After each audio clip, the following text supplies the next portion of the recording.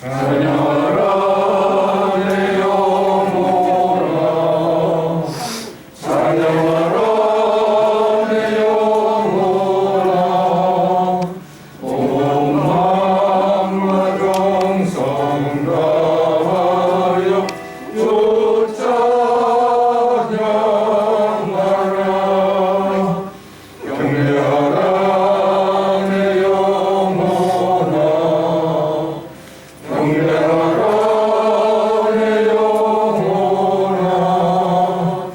온 마음과 정성 다하여 주 경배하라.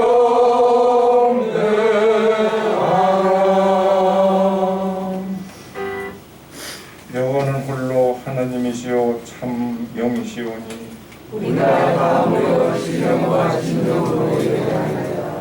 여호와여, 감사와 찬송과 영광을 받으시옵고 우리에게 은혜와 자비를 베푸시옵소서.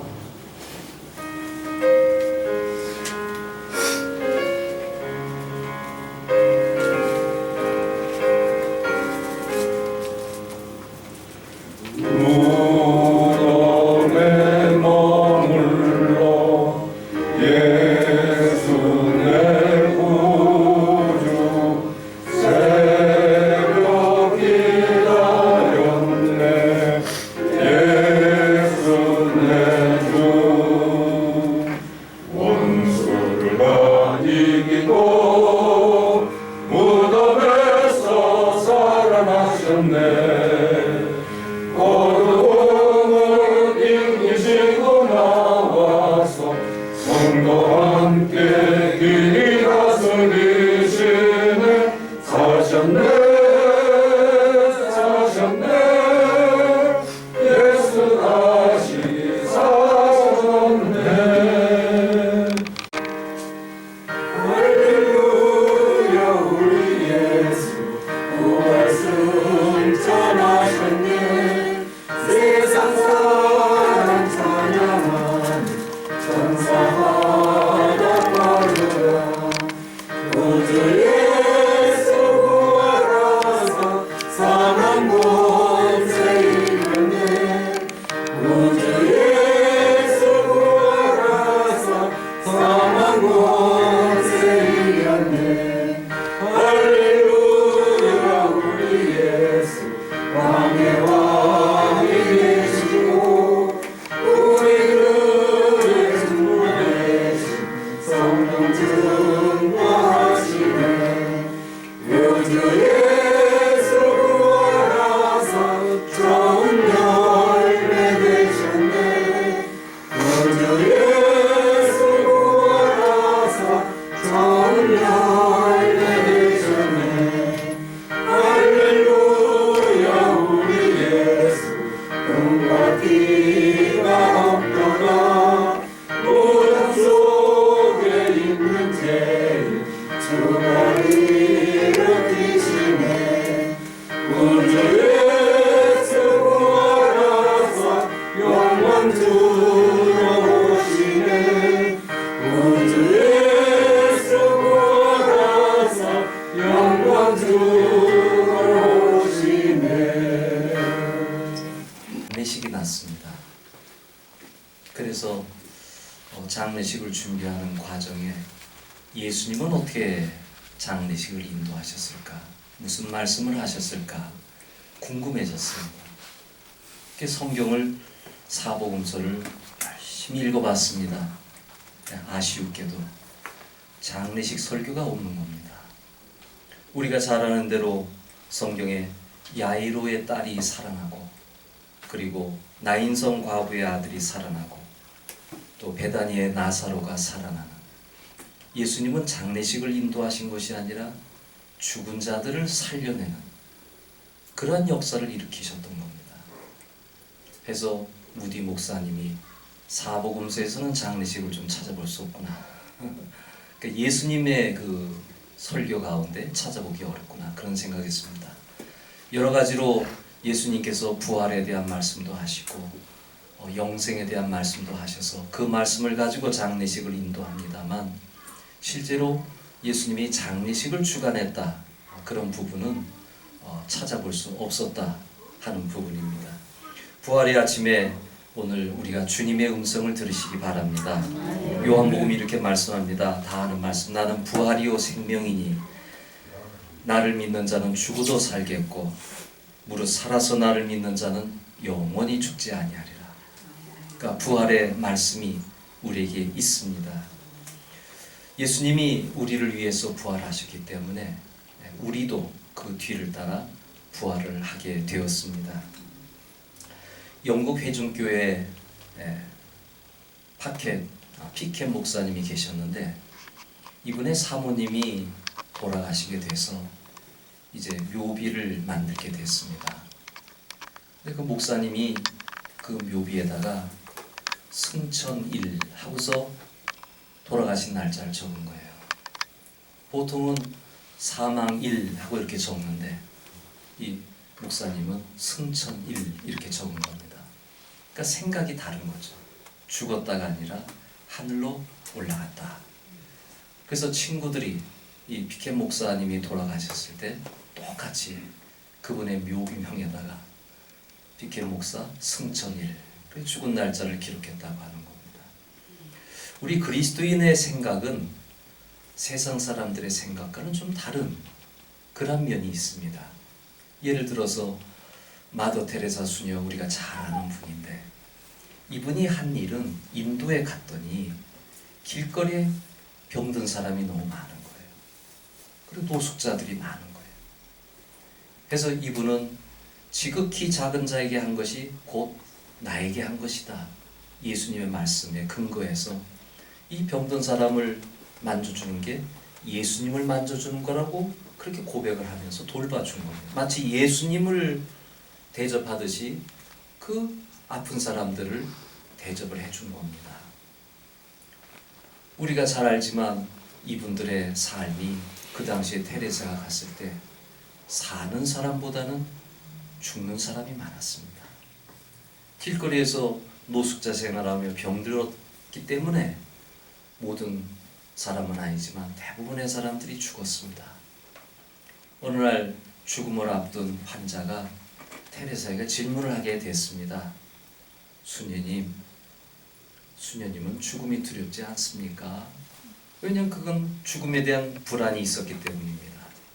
그러자 수녀가 이렇게 얘기했습니다. 왜 두렵습니까? 죽음은 하나님께로 이르는 길인데요. 저는 두렵지 않습니다. 이것은 단순한 신앙 고백이 아닙니다. 우리 인간이 어디에서 와서 무엇 때문에 살며 어디로 가는가를 생각하면 유통기한이 우리에겐 있는 겁니다. 길면 요즘은 100세 시대라고 하는데 100세라는 유통기한이 있는 겁니다. 인도에서 만난 그 환자들은 비록 병들어서 좀 일찍 가긴 했지만 그 사람들이 떠나가듯이 우리들도 언젠간 떠나간다는 겁니다. 이러는 가운데 생각을 해야 될 부분이 유통기한 안에서 이게 전부냐 하는 겁니다. 그 이후의 세계에 대해서 주님은 말씀하셨고 또 그 부활 신앙을 가지고 우리들이 살아가고 있는 겁니다.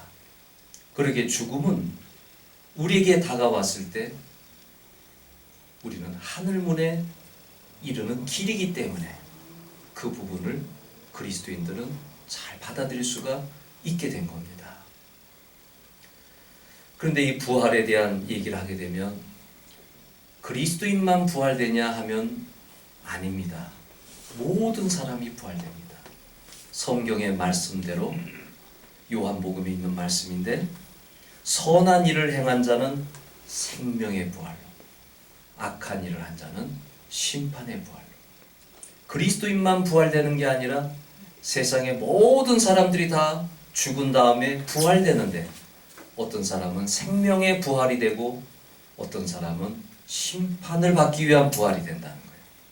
그러니 죽으면 끝나는 게 아니라 생명을 받든지 심판을 받든지 그러한 부분이 있다고 주님께서 가르쳐 주셨습니다. 그래서 생각할 것이 첫째로 생명의 부활에 대한 부분인데, 예수님의 부활은 우리 그리스도인들을 생명의 부활로 인도해 주셨습니다. 본문 우리가 읽은 20절을 보면은 그러나 이제 그리스도께서 죽은 자 가운데서 다시 살아나사 잠자는 자들의 첫 열매가 되셨도다. 주님의 부활이 주님을 따르는 사람들의 부활로 이루어지는 겁니다. 첫 열매가 맺히면, 요즘 길을 지나가다 보면 봉오리들이 이렇게 맺히는 걸 볼 수가 있습니다. 그러면 그 봉오리들이 이렇게 열리게 될 때 그 모습이, 현재는 봉오리지만 그게 피면 꽃으로 활짝 피게 되는 거예요. 우리 그리스도인들도 죽을 때 마치 봉우리처럼 아무것도 아닌 것 같지만 주님을 만나게 될 때 꽃이 활짝 피듯이 우리의 모습도 아름다운 모습으로 변화가 되는 것입니다. 잠자는 자들의 첫 열매가 되셨다. 예수님이 부활하셨듯이 우리들도 부활하게 된다는 것입니다. 생명의 부활의 모습은 죽는 순간에 많이 일어납니다. 에디슨이라는 과학자, 우리가 잘 아는 분인데, 이분이 임종 때 이런 얘기를 했다고 합니다. 나에게 보이는 저것은 참 아름답군요. 그러니까 그리스도인으로서 임종의 세계 가운데 새로운 세계를 보게 되는 겁니다. 여러분은 잘 모르는 분일 텐데, 보네포 목사가 있었습니다. 아주 젊은 분이었는데 히틀러 시대의 목사입니다. 이분이 히틀러를 반대하다가 감옥에 갇히게 되었고, 그런데 그 죄목이 너무 큰 죄목이라서 사형을 받게 되었습니다. 이제 감옥에서 생활을 쭉 하다가 어느 날 간수가 문을 열고 들어오는데 보네포 목사님이 직감한 겁니다. 내가 이제 끝나는구나. 형장으로 가는구나. 그래서 마음의 기도로 준비하는 겁니다. 그러면서 자기와 함께하던 동료들에게 이런 얘기를 했습니다. 여러분, 나에게 이제 죽음이 왔습니다. 그러나 기억해 주시기 바랍니다. 이것이 마지막이 아니고 시작입니다. 주님께서 나를 위해 예비하신 아버지 집에서 만날 때까지 여러분 안녕히 계십시오. 그러니까 이분의 마음속에는 이미 부활의 소망을 가진 겁니다. 함께 죄수로서 있던 사람들에게 나는 먼저 가지만 그러나 거기서 만납시다. 거기서 꼭 만납시다. 그러면서 보네포의 고백이 우연한 고백이 아니라 그의 마음속에 기쁨이 충만해진 걸 경험하게 된 겁니다. 이제 보네포가 그 죄수의 몸에서 이제 복도문을 나서게 될 때 사람들이 볼 때 그 모습이 너무 멋있게 보인 거예요.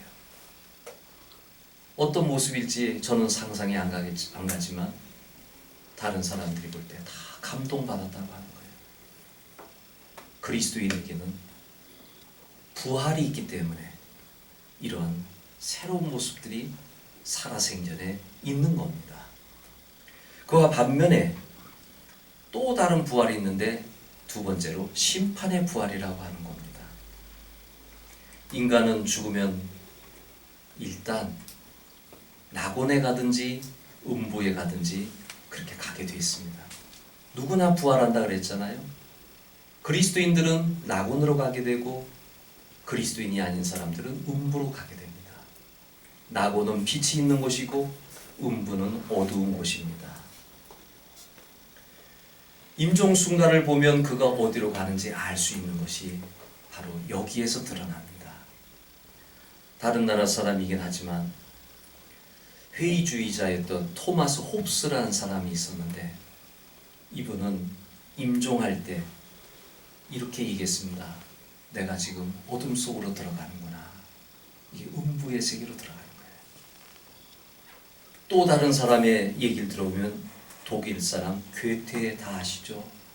이 괴테도 임종 때 이런 고백을 했습니다. 나에게 더 많은 빛을 이러면서 죽어갔다는 거예요. 그건 뭐냐면은 그가 너무 어두웠다는 얘기입니다. 그가 들어가는 이 세계가 빛의 세계가 아니라 어둠이다 보니까 그는 자기에게 빛을 달라고, 밝게 해달라고 그렇게 하면서 죽은 것입니다. 요즘 세계적인 전염병이 계속 진행되는데 우리는 미국에서 몇 명 죽었다, 유럽에서 몇 명 죽었다 계속 통계가 나오고 있는데, 이 많은 사람들이 죽어가는 이 현실 속에서 생명의 부활로 나가기를 간절히 소망해 보는 겁니다. 저와 여러분들의 삶은 영원하지가 않습니다. 우리는 100년이라고 가정을 해보면 그것도 잘 사는 거죠. 그 가정 속에서 우리의 삶은 이대로 끝나면 안 되는 겁니다. 좀 더 밝은 세계로 우리가 나가야 되는 거예요. 우리의 몸이 하늘나라로 가면서 어떤 모습이 될까, 그런 생각을 해보곤 합니다. 본문 50절을 보면은 형제들아 내가 이것을 말하노니 혈과 육은 하나님의 나라를 이어받을 수 없고 또한 썩는 것은 썩지 아니하는 것을 유업으로 받지 못하느니라, 이렇게 말씀이 되어 있습니다. 하나님 나라를 이어받을 자, 그 사람은 썩을 몸이 아닙니다.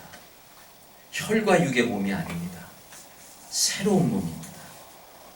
이 새로운 몸을 입고 우리는 하나님 나라로 올라가게 되는 것입니다. 바울 당시의 사람들이 질문을 했습니다. 거기는 헬라 시대였기 때문에 이 고린도 교회 교인들이 질문하고 데살로니가 교회 교인들이 질문했습니다. 죽음 이후의 세계는 어떻게 됩니까? 여기 대해서 헬라 세계관을 가진 사람들은 내가 부활한다는 말이 믿어지지 않은 겁니다. 그렇기 때문에 이런 질문을 계속하게 된 것이죠. 이 질문 가운데 바울이 한 대답은 간단합니다. 씨앗에 대한 얘기입니다. 이 씨앗을 보세요. 지금은 이렇게 보잘것없지만 어떻습니까? 이것이 땅에 심겨져 새싹이 오고 열매가 맺게 될 때 새로운 형상이 되지 않습니까? 우리 그리스도인들도 비록 몸은 죽지만 그리스도와 함께 새로운 형상, 새로운 몸이 될 것입니다 라고 고린도 교인들에게 가르쳐줬습니다.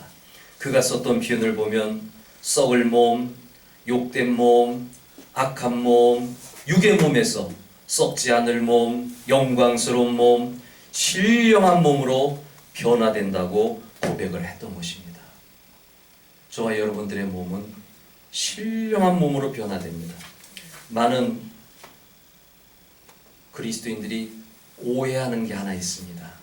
이건 우리 한국적인 사고에서 나온 건데, 사람이 죽으면 귀신이 돼서 영혼이 떠돈다고 얘기하고 있습니다. 그건 성경적이지 않습니다. 아까 말씀드린 대로 사람은 죽으면 생명의 부활이 되든지 심판의 부활이 되든지 낙원으로 들어가든지 아니면 음부로 들어가든지 이게 끝나는 겁니다. 그러니 우리는 잘 기억하시기 바랍니다. 성경에서 말하는 부활은요, 단순한 내 몸이 썩고 없어지고 영의 부활을 얘기하는 게 아닙니다. 내 몸이 신령한 몸으로 바뀌는 것을 얘기하는 겁니다. 그러니까 우리는 영과 혼과 몸을 구분하는 가운데 영은 죽어서 떠나가고 육은 사라지고, 성경은 그렇게 얘기하지 않습니다. 성경에서는 우리의 몸이 신령한 몸, 신령한 육으로 바뀌어진다고 하는 겁니다.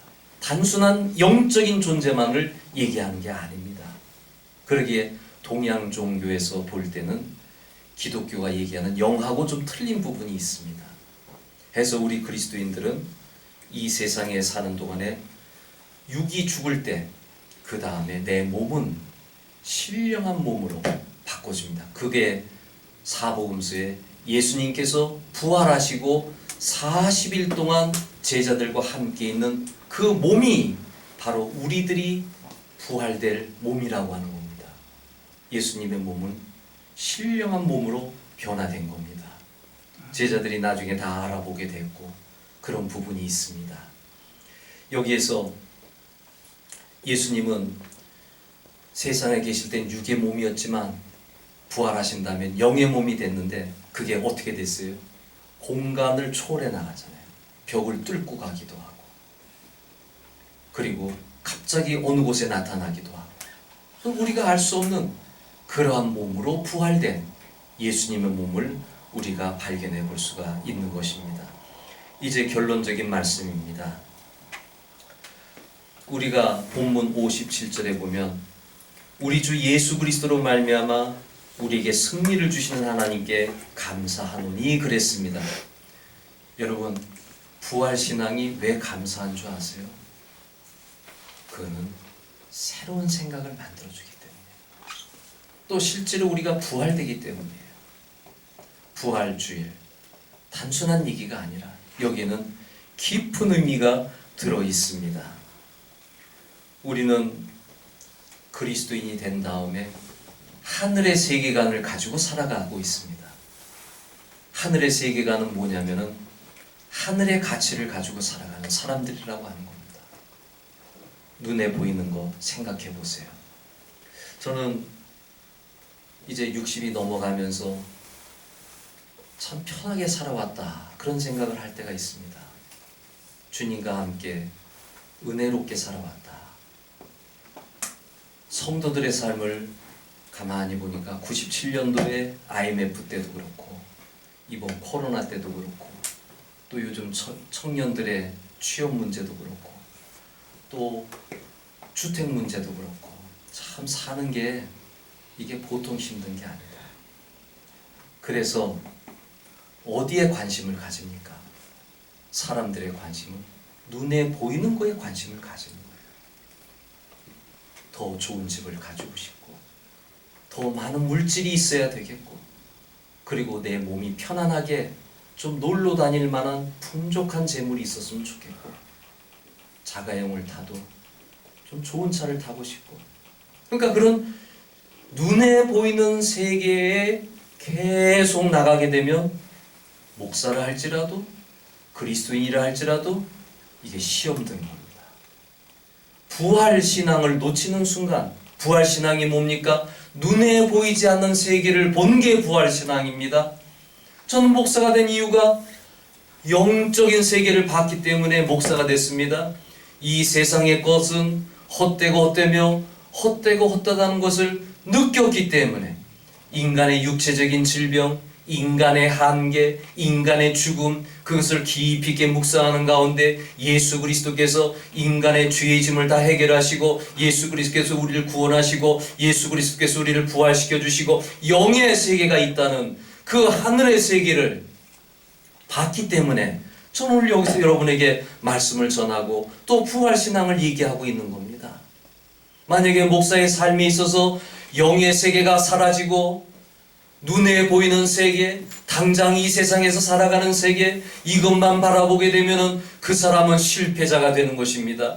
왜 우리에게 이런 어려움이 있느냐? 저와 여러분의 삶이 어렵습니다. 우리에게 악한들이 자꾸만 우리를 공격합니다. 여러 가지 삶의 어려운 부분들이 있습니다. 그럴 때마다 사복음서에 애통하는 자는 복이 있나니 마음이 온유한 자는 복이 있나니 이 팔복의 말씀을 볼 때 거기에서 성공에 대한 얘기가 어디 있습니까? 축복에 대한 얘기가 어디 있습니까? 이 세상에서 나로 인하여 너희들이 고난을 받고 핍박을 받으면 복이 있나니 하늘의 것이 너희의 것이라고 주님께서 말씀하실 때 나는 팔복이란 이것이 눈에 보이는 것이었으면 더 좋겠다 그렇게 생각할 때가 많았지만 하나님께서 우리에게 주시는 마음은 이 세상에 눈에 보이는 것이 전부가 아니기 때문에 하늘의 세계, 하늘의 것을 바라보고 살아가라고 우리에게 가르쳐 주셨기 때문에 우리는 때로 목사로서 때로는 성도로서 이 세상에 살아갈 때 눈에 보이는 것을 자꾸만 추구하게 되는 겁니다. 그러면 안전하다, 내 마음이 편안하다 그렇게 생각하죠. 눈에 보이는 세계 생각해 보세요. 권력가와 부요한 자와 건강한 자가 나이 들어서 병들고 죽음을 앞두게 되었다면 권력이 무슨 소용이 있습니까? 물질이 무슨 소용이 있습니까? 눈에 보이는 것 강건하면 80, 90 이렇게 사는 걸로 그거는 끝나는 거란 말입니다. 끝난 다음에 다행히도 생명의 부활로 가면 괜찮겠지만 이 세상의 것만 바라보고 땅의 것만 바라보고 그게 우상 숭배 아닙니까? 그렇게 살던 사람이 어떻게 생명의 부활로 나가겠습니까? 심판의 부활로 나가는 거죠. 사랑하는 성도 여러분, 부활신앙은 눈에 보이는 것만을 추구하지 않습니다. 성도들을 상담하고 젊은이들을 오늘도 상담하고 왔지만은 결혼해서 자기 생각대로 한대요. 좋은 직장을 구해서 갔는데 저기 지방으로 가다 보니까 또 부부간의 갈등도 생겨나요. 또 친구가 없으니까 외로움도 느껴요. 직장에 들어갔더니 상사가 날마다 꾸지라요. 그러니까 고민과 갈등이 생겨나는 거예요. 그래가지고 다른 회사를 가려고 지난 토요일날 시험을 보고 저희 교회를 또 왔어요. 그리고 함께 기도하고 좋은 결과가 있기를 바라면서 젊은이로부터 시작해서 모든 사람들이 이르기까지 삶이라고 하는 것은 고난인 것입니다. 그러나 그 고난 가운데 그리스도인은 뭐가 중요하냐? 하늘의 세계를 본 사람이기 때문에 이 세상의 것만 바라보면 절망이지만 우리는 부활신앙을 가진 사람으로서 이 세상을 당당하게 살아나는. 그래서 58절에 견실하며 흔들리지 말고 항상 주의 일에 힘쓰는 자들이 되라. 흔들리지 말아라. 염려하지 말아라. 불안해하지 말아라. 환경에 흔들리지 말아라. 여러분, 초대교회 스데반이 했던 얘기를 알지 않습니까? 이분이 사랑이 많아서 아버지 저들의 죄를 용서해 주세요. 저들이 하는 일을 알지 못합니다. 그렇게 얘기했을까요? 아니라고 봅니다. 사랑이 많아서 그렇게 얘기한 게 아닙니다. 바로 심판의 부활을 당할 사람들을 생각해 보니까 그 영혼이 불쌍해가지고 살다 보면 90까지는 살겠지만 90살 이후에 죽었을 때 그것이 심판의 부활로 그 사람들이 죽어갈 걸 생각하니까 불쌍해서 저들의 죄를 용서해 주세요. 스데반이 그렇게 기도했던 것입니다. 여러분, 사랑이요? 저는 목사로서 목회할 때 사랑으로 목회하지 않습니다. 영혼이 불쌍해서 목회합니다. 어떤 때는 그 사람이 지옥 갈까봐. 저 사람 지옥 가면 영원한 불구덩이에 떨어지는데, 그러기에 사랑 훈련은 많이 하지만 그와 더불어 더 중요한 것은 심판의 부활을 아는 자이기에 악인들을 볼 때 거기에 애통이 생기잖아요. 왜 저럴까? 왜 끝까지 저럴까? 그런데 주님이 주시는 마음은 저 사람들은 지옥에 떨어질 터인데, 그러기에 다시 한번 또 긍휼의 마음을 가져보는 거예요. 그거 아니면 주의를 못합니다. 화가 나죠. 분노가 일어나죠. 잠 못 잡니다. 놀라지 마시기 바랍니다. 저는 잠을 잘 잡니다. 집사람이 참 코 골면서 잘 주무시네요. 그런 얘기를 참 많이 합니다. 왜 그런 줄 아세요? 눈에 보이는 것만 보지 않기 때문입니다. 눈에 보이지 않는 세계를 알기에 이렇게도 이해해보고 저렇게도 생각해보고 또 다르게도 생각해보고 그러면서 중심을 가지고 살아가는 것, 이게 매우 중요합니다. 부활신앙 놓치면요, 여러분도 보셨잖아요. 추해집니다. 악해집니다. 차라리 나지 않았으면 좋았을 것을. 예수님께서 가룟 유다에게 그런 말씀하셨잖아요. 지옥에 떨어질 영혼이기 때문에 불쌍한 겁니다. 성도 여러분, 2021년 부활절을 맞이해서 어떤 환경에서도 흔들리지 마시기 바랍니다. 이 말씀 뒷부분에 무슨 말씀이 있습니까? 흔들리지 말고 뭐라 그랬어요? 항상 주의 일에 힘쓰는 자, 이게 남는 거라는 거예요.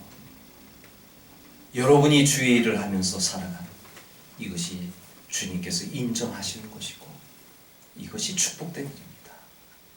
우리가 땅의 것만 바라보면 주일날 뭐하러 교회 나오겠어요? 성공한 사람들 강연장에 가지.